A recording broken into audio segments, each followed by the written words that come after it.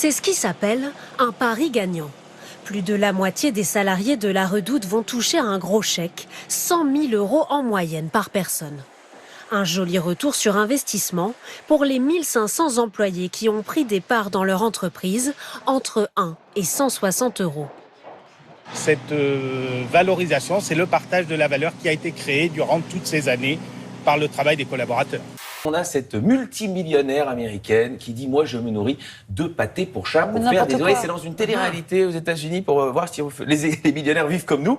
Alors, on dit souvent que l'argent n'a pas d'odeur, mais là, à mon avis, elle doit avoir une sacrée bonne haleine, notre amie, la multimillionnaire. Et à mon avis, c'est pas la seule économie qu'elle fait. Hein, à mon avis, pour peu qu'elle soit assez souple, je n'ose pas lui demander son astuce pour faire des économies sur les produits d'hygiène intime. Grâce à ça, il a tiré les 5 bons numéros, plus une étoile. Il boit un coup, hein, vous êtes trop longue, hein, parce que vous voyez... Je dis des trucs hyper intéressants. Non mais c'est vachement sympa, mais merci. Jason... Non mais c'est pas grave, j'y vais. Non mais... En 2014, la marque historique de vente par correspondance est au bord du gouffre. La Redoute est cédée pour 1 € symbolique à ses dirigeants de l'époque. Les employés sont invités à participer à son redressement, la majorité d'entre eux investis. Entre-temps, les ventes sur Internet augmentent et les bénéfices sont au rendez-vous. La Redoute est à nouveau rentable. Moins de 10 ans plus tard, les salariés actionnaires se partagent aujourd'hui 100 millions d'euros grâce aux bons résultats de leur entreprise. Moi, j'ai été très mal accueilli à plusieurs reprises quand nous avons appelé pour nos amis précédents. Et là, encore une fois, cette dame, pas de sourire, pas de bonjour, elle est ferme, elle reste dans ses bottes, on va appeler la direction et ça va être... Ceci étant dit, elle n'avait aucune raison de se mettre pieds nus pour vous parler. C'est vrai. S'il faut enlever ses chaussures à chaque fois que vous appelez, calmez-vous. Je vais vous laisser, monsieur, et donc je vous souhaite une très bonne journée. Elle est toujours là, madame. Dites donc, il peut raccrocher. On était méchants à l'époque. Surtout vous. Non, je regrette, on n'était pas méchants, on était bouddhistes. Action, réaction. On nous envoyait de la merde, on renvoyait de la merde.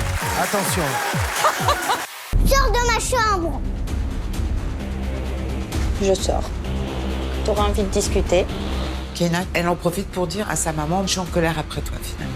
Et c'est une belle colère. Hein. J'ai dit que tu t'en vas. Je m'en vais. C'est n'importe quoi, le pire classement de l'histoire, une provocation. Ce qui met ses internautes dans cet état, c'est ce classement des meilleurs fromages du monde entier, établi selon les votes du site culinaire Taste Atlas. Le trio de tête est 100% italien, avec le parmesan, le gorgonzola et la burrata. La France est carrément absente du top 10. Mais non. Le premier fromage tricolore est à la 13e place, c'est le Reblochon, talonné par le Comté.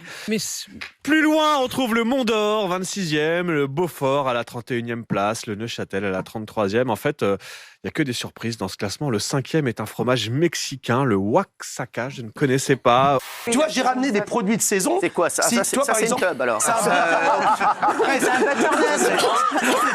C'est du butternut. C'est quoi comme légumes? Du potimarron. D'accord, du potimarron. Ça vaut en ce moment, en fonction des régions où tu es, entre 1 € et 2 € le kilo. Vous n'allez jamais au marché, Cyril. Alors, demi-lune. Allez, touchez votre demi-lune. Sentez-la bien. Voilà. L'autre demi-lune. La lune. Alors, on fait le jungle. Allez, bougez la lune, une lune. Que ce soit petit ou gros, c'est la façon de s'en servir. Non, jungle. Oh, depuis quelques jours, elle a fait des progrès. Ouh là là. Bon, je ne sais pas comment, mais bon. Xavier Niel a fait acte de candidature pour reprendre la fréquence d'M6. Il va défendre son dossier ce matin devant l'Arcom. Il aura 1h30 pour convaincre. S'il devait l'emporter, eh bien, il pourrait créer une toute nouvelle chaîne qui s'appellerait La 6. Et de leur côté, les Allemands de Bertelsmann pourraient continuer à faire vivre M6, mais plus sur le 6e canal de la TNT. Donc forcément, avec moins de téléspectateurs, ce serait un chamboule-tout dans le PAF. Ceux qui font la télé ne croient plus à la télévision. Eh bien, nous, si, on y croit. On est peut-être les seuls, on est peut-être les derniers Gaulois. Quand je regarde la télévision aujourd'hui, je ne vois pas les mêmes personnes que je vois dans la rue et c'est un problème. Oh, il y a un miroir, bébé. Oh, il y a un miroir. Oh, je me vois. Oh my God. C'est quoi cette tête? Il y a un miroir dans le pot de douche. Oh, je vais pouvoir me regarder parce que moi, bon, j'avoue, voilà, je me regarde 100 fois par jour dans le miroir. Toujours regarder si on n'a pas des petites crottes de nez, des caca d'œil, quelque chose dans les dents. C'est hyper important. 2 soirs par semaine avec des fictions originales françaises. Le jeudi soir dédié au cinéma, une soirée du vendredi soir, des documentaires et de la musique. Passer uniquement des clips à 3h du matin, je ne suis pas sûr que ça soit une grande preuve d'amour pour la musique. Quand la musique est bonne, Quand la musique quand la musique ça, Quand elle ne triche pas. Ferme la porte. Je ferme la porte. On ne l'a pas fermée comme il faut. Et quand tu la fermes comme il faut. D'accord. TF1, ce sont des femmes et des hommes qui considèrent la créativité, la recherche d'excellence comme des valeurs cardinales. Oui, messieurs, dames, ici, c'est la recherche d'excellence. Manu, il critiquait tous les choix éditoriaux quand même de musique et tout ça. Bah oui, bah. Et alors, qu'est-ce qu'on J'aurais pu le faire te aujourd'hui disait encore, hein, sur la première chanson du groupe. C'était une chanson de Goldman, je pense. C'est-à-dire, qu'est-ce qu'elle avait la première chanson du groupe? Quand la musique est bonne. Ouais, bon. La musique est bonne. Oh bah. Bah vas-y, c'est quoi le problème? J'ai envie de dire qu'on aurait pu faire un autre choix, quoi. Pourquoi? Parce qu'il y a des choses qui sont vachement bien, qu'on oublie. C'est subjectif quand même, Goldman. Tu peux pas dire que c'est pas dans le patrimoine national. Je peux un peu dire ce que j'ai envie de dire, mais déjà. Ah, on se lève.